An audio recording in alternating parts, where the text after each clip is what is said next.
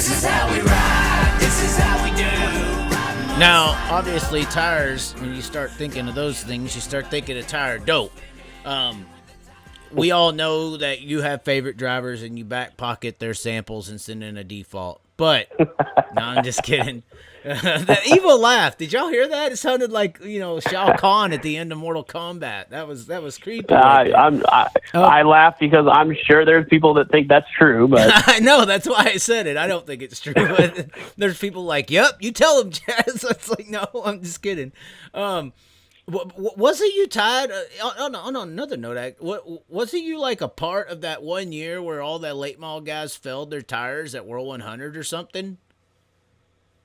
I wasn't. I wasn't there at the time. Heard a lot of stories about it, and I don't know exactly what went on there. I mean, you kind of. I heard guys were tossing samples all the years, and some guy walked in and said, "We ain't tossing samples no more," and then that's when everybody got popped.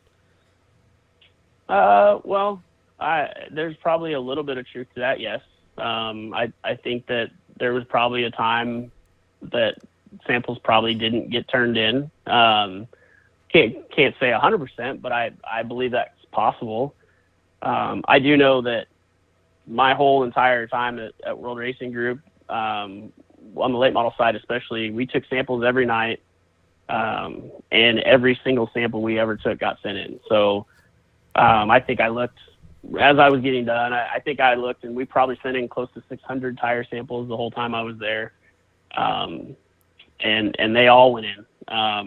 Just another example of trying to be very transparent and very consistent on how we do things. And I know there's a lot of series that probably don't. I think there's probably a lot of series, whether it's late models or open wheel side of things, probably take some samples, but probably rarely send them in. But is that cost related? I heard there's two different types of tests you have to pay for.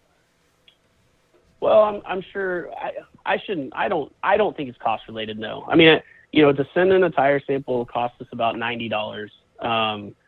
So, for a series to spend at the minimum $90 to do the winner, but we normally would do at least 3. Whether it was the top 3 or a quick time. You get or a group discount, or I don't think so, possibly, but I can't see $90 being too much money for a series to spend. But I do another reason I think is they probably don't want to have to deal with any of the stuff that comes with finding one wrong. I mean, I believe that 100% that there's probably series out there that either just flat out don't take tire samples, or they take them just to try and kind of bluff the teams and not send them in at all. So, and it's too bad, because I think it makes it tough for the ones that are doing it the right way. And it makes it, tough, because now a guy that he might go race with this series over here and probably dopes his tires and probably got a sample and maybe never got busted or called on it because it probably didn't get sent in. And then he comes and races with the ones that are trying to do it the right way. And he gets nabbed. And now all of a sudden that series, they're assholes, or they're using the wrong lab, or they're doing something wrong. So, the tire dope thing is tough. I mean, it's definitely a slippery slope to go down. I was just gonna say, you are personally responsible for validating the feelings of the entire state of Indiana sprint car racing with the whole Volusia situation when you popped the USAC boys. Isn't that the conspiracy theory in Indiana? Is USAC has these boys and they let them cheat, and everybody, they always pass. They get down there to you, though. They got down there to you, and some didn't fare too well. What was the situation? I forgot all about that. Now that you bring it up, though, this is good. What happened there? Well, I mean, so I'll go back and to my days as a racer. Obviously raced in Indiana for a long time. I mean, I know 100% that people in the area have or are doping tires. I've done it. I wouldn't say consistently, and I don't know that I ever won a race on it, but I know that I've run tires that had been doped, and I know that I've raced against people that have had it done. It's honestly kind of common knowledge around here that it's happening. But these that were might some be a high situation. profile names that you got here. This It was, and I mean, obviously our opening weekend of the Extreme Sprint Car Series, down in Florida, a lot of eyes on us. Had a great car count, some really good cars. That is the last thing we would have wanted, is to take tire samples and have people busted. I mean, that. And which ones were it? Was Stockton? What was the other? It was two others, right? Stockton and Grant. Yeah. Grant. Okay, yeah. Yep. And Grant, I thought somebody was tied to the Clausen cars for some reason, but well, those were two that came back bad with us. USAC had a race a few days later at Ocala, and 4 tire samples came back bad there. And a couple of the same ones, as far as who were bad on our side. And so you're saying that Bubba, the other team, the Clausen car, got bad, I guess. Is that why that was? Right. Okay. Right. Yep. Yeah. So I mean, there was. I will say I'm very. I back and am very confident in the process that we used as far as taking samples, and I back and am confident in the sampling and the lab and what came back. I don't think I will ever just point a finger and say this guy was cheating or he did something. I'm not. That's just not what I'm going to do. But a test came back and the tire didn't conform, and that's against the rules. So, and like I said, I mean, that's a situation where it could very easily just get swept under the rug and make my life and our series and everybody involved, and make it a lot easier.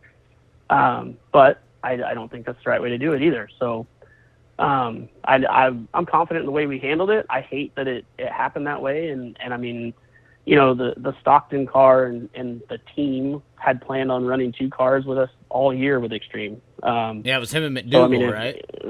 Yeah. I mean, so, is that a team we really are trying to pick on or do something wrong to? No. I hate that it happened that way. That sucks. I mean, it's, and the Grant car, I mean, Justin and I were really good friends and really close and did a lot of things together, and our kids hung out together. And I begged him all week to come down and run Volusia. He wasn't even going to come run. So another one where I'm definitely not. I wasn't trying to screw anyone over or try and. Did you lose a friend over that? Yeah, I would say so. Wow. Yep. So that sucks. I mean, it's part of the situation and the job that I took, and I understand that that's kind of part of what could happen. But like I said, I'm confident. Us guys are mean to each other. You see, this ties back to the mental health. That's, I'm just saying it does. I mean, look how mean we are. Yes. Well, I can't say that my mental health, especially regarding this situation, is just fine. I'm not saying it isn't. We're tougher. We're men. We got it. We're tough. I'm just saying. That just sounds like that caused a lot of situations to where you purposefully doing it. I never thought you did purposefully. Like I said, I just think you were validating Indiana, the state of Indiana's local sprint car scene belief. They're matting the gas to the floor and seeing a guy pull away, and they got the same stuff. They're asking why. A lot of people say tire dope. Yeah. Well, and like I said, I know before I even took the job with the Outlaws, I know that stuff is happening in Indiana. I know I've done it. It's very common knowledge of like who you take your tires to if you want to do it. Everybody knows that you go to Southern Indiana to get your tires doped. And that's common practice, and it's not a secret. So, whoever's doing that tire doping's got a black ball list, I guess, I mean, if he ever needs something. Yeah, I'm probably not. I probably won't be able to drop tires off and have them done, but it is what it is. It has been a problem in Indiana, and it's going to. There's a lot more stories that probably could get into and give examples of someone or a particular group doing it maybe the wrong way, but I'll just keep saying that I'm confident in how we do it. Our process is extremely thorough and consistent every night, and I have 100% confidence in how we do it and where we send them, and then the results. Well, and it's, I think what you're hitting to is, it sounds like a lot more friendships in the racing world need to come to an end in the sake of fairness on the racetrack, because that's the biggest issue in racing is cliques, and cliques get in with officials and sponsors sponsor this and own this, and if you want my money, you do what I say. That car's not gonna get tech for this. A lot of friendships possibly need to end if the racing world wants to get fair. But I think you're on the right track there. This is how we ride. This is how we do. Riding mud, sliding up higher in the